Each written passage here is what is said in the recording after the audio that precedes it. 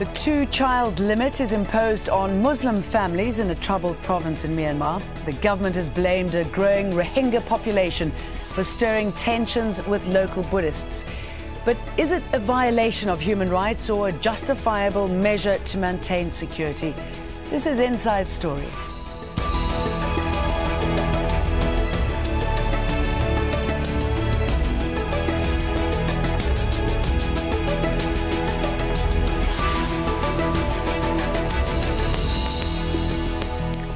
Hello, welcome to the programme. I'm Jane Dutton. They've been described as among the world's least wanted people and one of the most persecuted, the Rohingya Muslims in Myanmar. And a government-appointed commission says their rapidly growing population is a serious threat that's making ethnic Buddhists feel insecure. Hundreds of people were killed and many Muslim villages burned down in communal violence in Myanmar's Arakan state over the past year. Rights groups have accused the government of an organised campaign of ethnic cleansing against the Rohingyas. Now local officials have limited family size in the townships of Butidang and Mandau to 2 children and banned polygamy. The restrictions will apply only to Rohingya Muslims and not to any other ethnic group. The Rohingya have been classified as stateless since 1982. And last July, the government didn't include them on an official list of 135 recognised ethnic groups. That means they can't claim Myanmar citizenship, they can't travel without permission, they can't own land, and now some of them can't even have more than 2 children. Let's bring in our guests to discuss this. In London, Tun Kin, human rights activist and president of Burmese Rohingya Organisation UK. From Bangkok, Phil Robertson, deputy director for Asia, Human Rights Watch.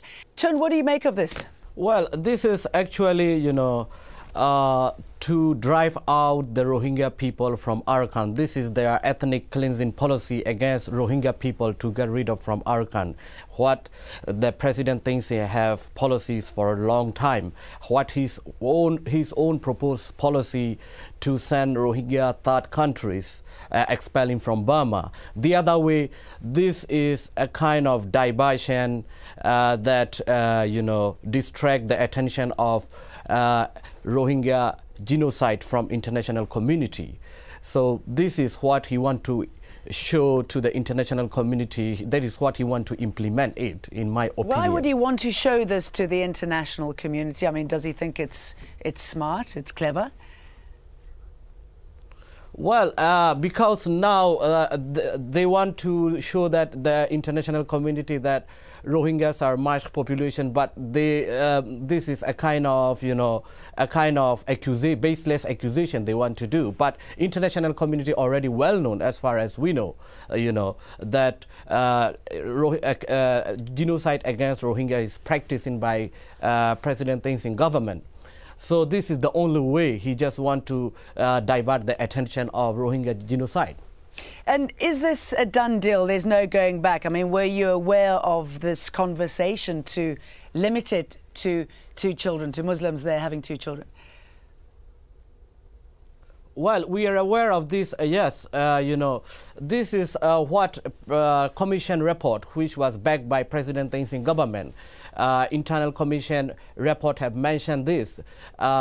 Instead of, leading for peaceful coexistence, leading for peaceful peace and stability and political solution, they are mentioning, limiting of 2-child policy, increasing security force, and these things are heading towards more to get rid of Rohingyas and to drive out Rohingya people from Arakan. Phil, from a human rights point of view, what's your perspective? Well, this is a policy that's clearly discriminatory. It's a policy that has existed for a number of years. It actually goes back as far as 2005. There have been township regulations limiting births, particularly of newlywed couples, and also marriage restrictions, requirements to get permission to marry. These processes have been highly embarrassing and discriminatory against the Rohingya. And it has, as your other guest indicated, been a driving force for pushing Rohingya out of Arakan state. There have been surveys taken by Médecins Sans Frontières and other NGOs on the ground who have found that the marriage restrictions and these restrictions on the number of children that a Rohingya family can have do contribute to people feeling that they must flee the country. So if they see this as some sort of success in getting Rohingyas, they've thought, well, if they turn this into a law, it'll have even more of a dramatic impact.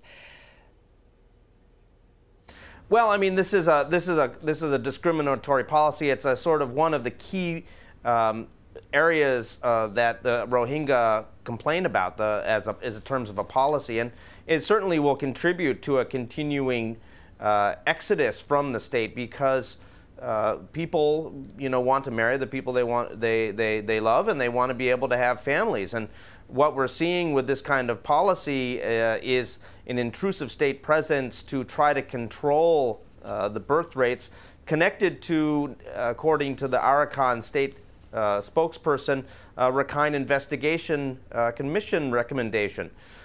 In fact, that commission did not recommend involuntary measures of this sort, but what you have is the extremists on the ground, the Arakanese Buddhists who are trying to push the Rohingya out, dictating the terms of debate, and the government of Burma essentially allowing them. So what has to happen now is the government in Naypyidaw, the national government, has to stand up and say, look, this policy it violates various different international human rights standards that we are going to accede to. It certainly discriminates against Rohingya children who are born without status if they're if they're the third child, the fourth child of a family, and it is something that we're going to now have to revise to end this clearly abusive and discriminatory policy.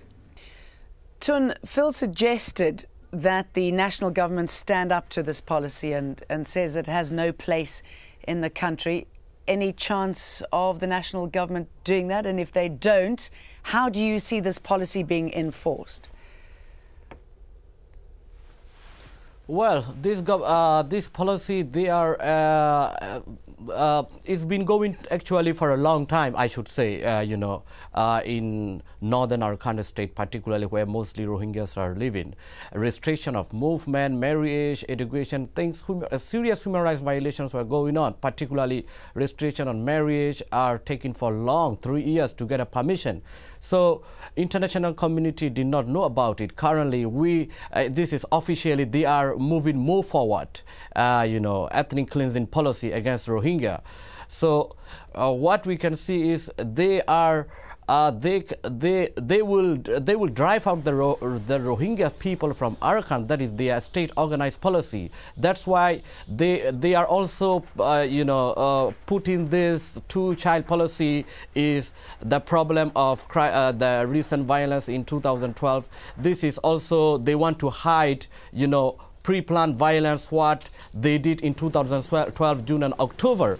So they want to hide that issue, the pre-planned violence, to get rid of Rohingyas. That's what they did by state-organized ethnic cleansing policy. They want to divert it, so they will be implementing whatever way they can. So this is very important here.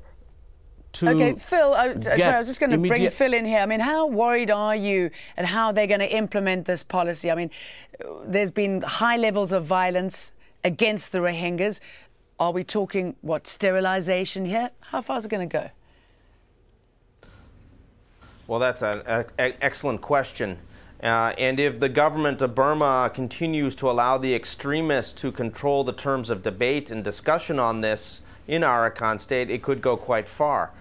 Our feeling is that this is a very, very serious problem.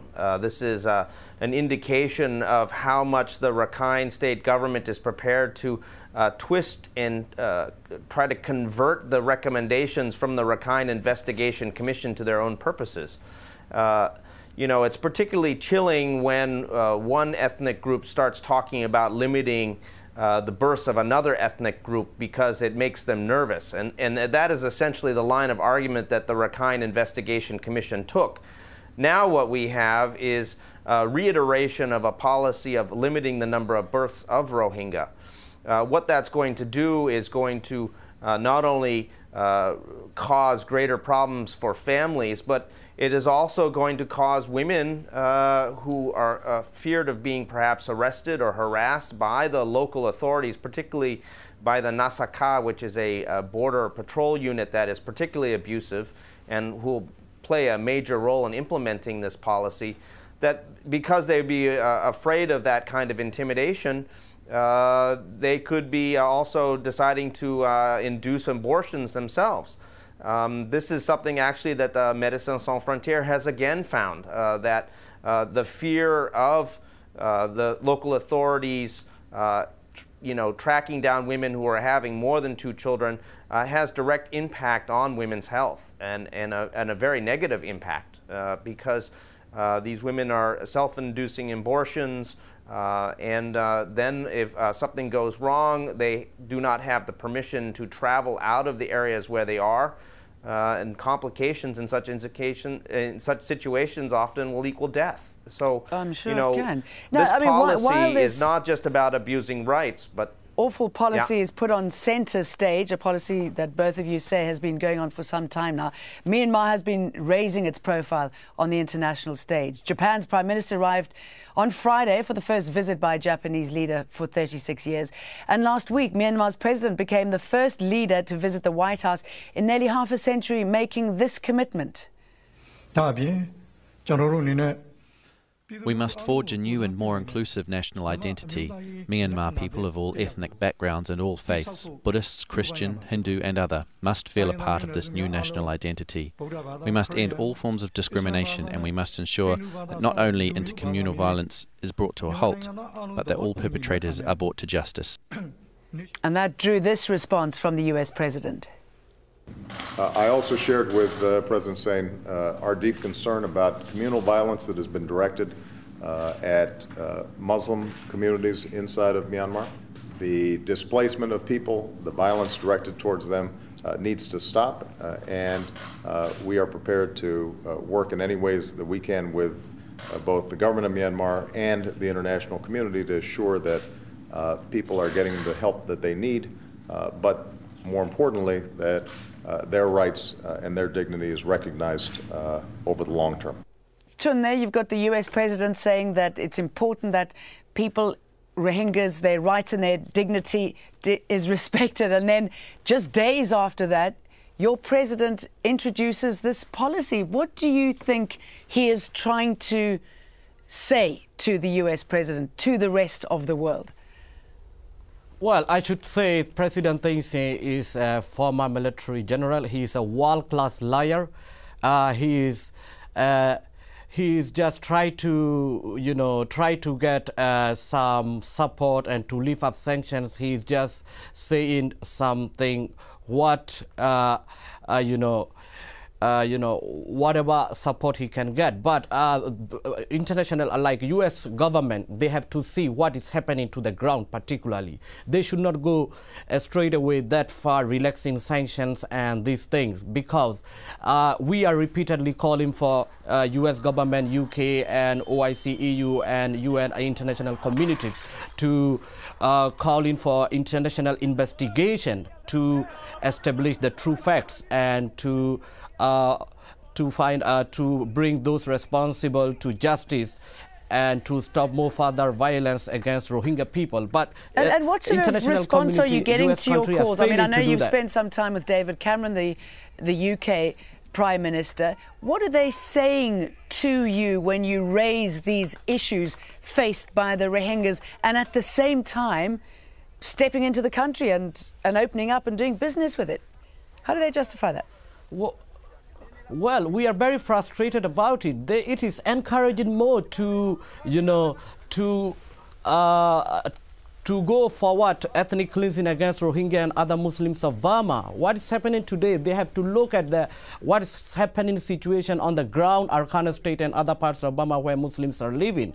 So this is very shocking, and if perhaps, they should go actions to action, but they're lifting up sanctions straight away, and they are not looking at what human rights abuses are taking place. Still, the ethnic cleansing and human rights watch have are well documented. Crime against humanity is perpetrated by President Thein Sein government, so they're not listening on it. What we want to call to the U.S. country and others is actually they should support on UN Commission of Inquiry to find out the true facts what happened in Arakan state. They should raise about 1982 Citizenship Law Amendment.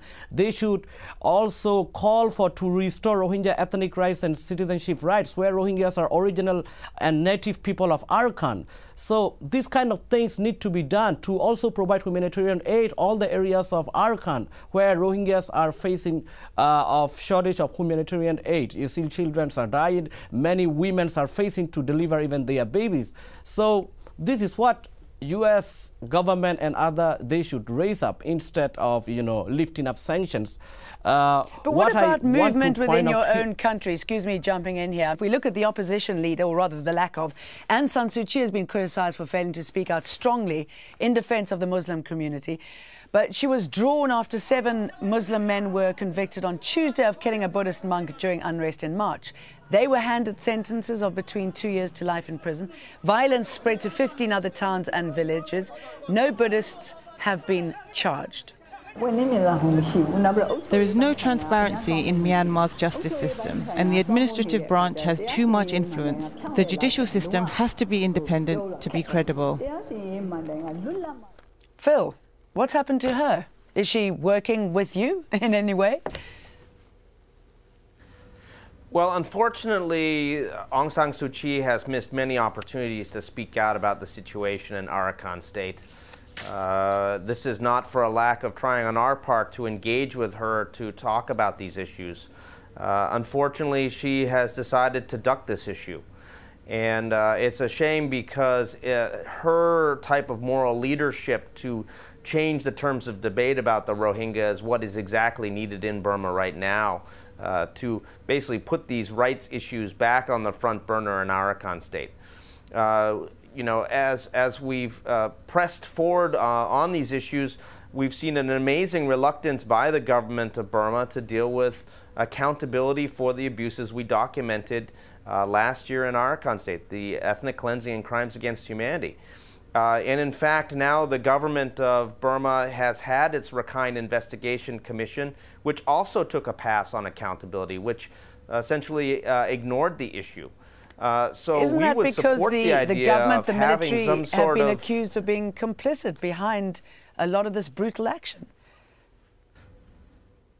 Well, I mean, this is part of the issue, but that's why we think now that there has to be some sort of international component of an investigation into what is happening in Arakan state, because essentially the domestic Burmese mechanisms have been tried and have failed on the issue of accountability. They've had their chance, and they're not prepared politically to move forward, nor is Aung San Suu Kyi prepared to take up this kind of call. So, at this point, it's important for the UN, perhaps the Special Rapporteur or the Office of the High Commissioner for Human Rights, to play a leading role in calling for an international investigation into what has happened in Arakan state over the past year and a half. Okay, let me bring this Tun is in something here. that should be taken up at the Human Rights Council in Geneva, and we're hoping that actually that will happen in the coming weeks, that there will be some sort of resolution that will be brought forward by the OIC or by other governments to press this specific issue, that there needs to be a real credible investigation and accountability process in Arakan state. Okay, Tun, I'd like to go back to Aung San Suu Kyi's, what some are saying, unforgivable silence on this matter. I'm not sure if you've had a chance to talk to her. I mean, I know that she's said that the Rohingyas should remain within Myanmar's borders, and she said that they're not Burmese and so are not her concern. Well, surprisingly, it is very, very, a tragedy for the Rohingya people. We have been supported National League for Democracy for a long time, since 1990, and our Rohingya parties were alliance with her, and we Rohingya organization, particularly Burmese Rohingya organization, UK and other Rohingya organizations worldwide, we did campaign to release Aung San Suu Kyi, including Aung San Suu Kyi and other political prisoners. We working together for the interest of future Federal Union of Burma, and Rohingya were recognized as an ethnic group during democratic period. And what I have seen in front of British Parliament, where I was there, she has been talking that the best progressive time in Burma was parliamentary democratic period. On that time, Rohingya was as an ethnic group, but she is not saying anything today. Instead, she is, silent. So this is encouraging more to the Burmese public to see the Rohingyas as a stranger or illegal immigrant.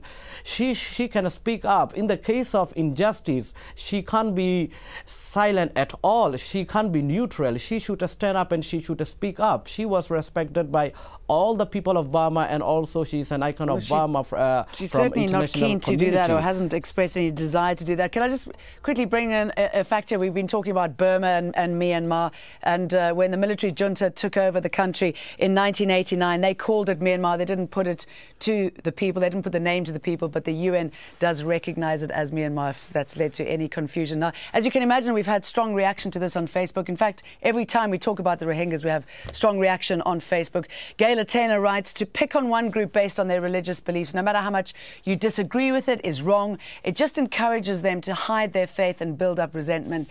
Bella Yakubu says the whole world will be silent about this 2-child limit since it's Muslims, but if it's other religions that are given this treatment, the whole world will come out and protest. But Melchior Muller-Spuder tells us you guys don't understand. Myanmar is enforcing these policies because they want an ethnic civil war, and the world is welcoming the present government of Burma from east to west, says Amir Butt, aiding and sharing dinner with them. We are living in a shameful world. And Amir Butt might have a point there. Phil, it's a shameful world. A lot of people talking about what's going on in the country is reprehensible. But how would you suggest this issue is dealt with? There are so many people within Myanmar who find the Rohingyas despicable. They don't want to live with them, from high command all the way down to the streets. So what's the solution? Well, I mean, ultimately, these people are going to have to recognize that Burma, to be successful, is multi-ethnic, multi-faith, and that many different groups are going to have to be able to live together. What we're seeing on the ground in Arakan state is essentially no commitment by the national government to reconciliation between the Rakhine and the Rohingya. We've essentially seen no progress on the ground since the violence that took place last year in terms of trying to reintegrate people back to areas where they fled from and trying to tone down or stop the hate speech that is coming against the Rohingya.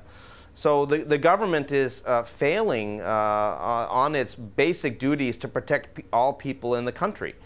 Ultimately, we're going to have to start with the course of the... Tun, what would you suggest that the government do? And maybe the Buddhists do feel that they are in a position to respond because they feel hard done by. Well, this is the government. The government could do anything. The government could stop any attacks. This is the government state organized policy. They're going forward.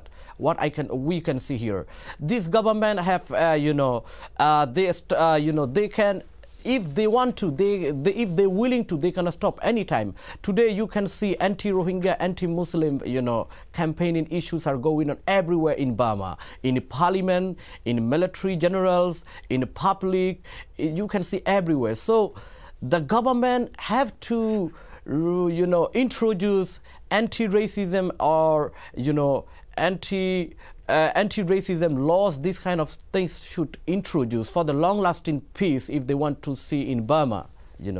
All right, gentlemen, thank you very much for talking to us about this 2-child policy imposed on Muslims in certain parts of Myanmar. Thanks very much to my guests, Tun Kin and Phil Robertson. Thank you very much for joining us, the viewers. You can find this programme and many more at aljazeera.com. Just follow the links for programmes and Inside Story, and you can leave us your comments there too. From me, Jane Dutton, and the team, goodbye for now.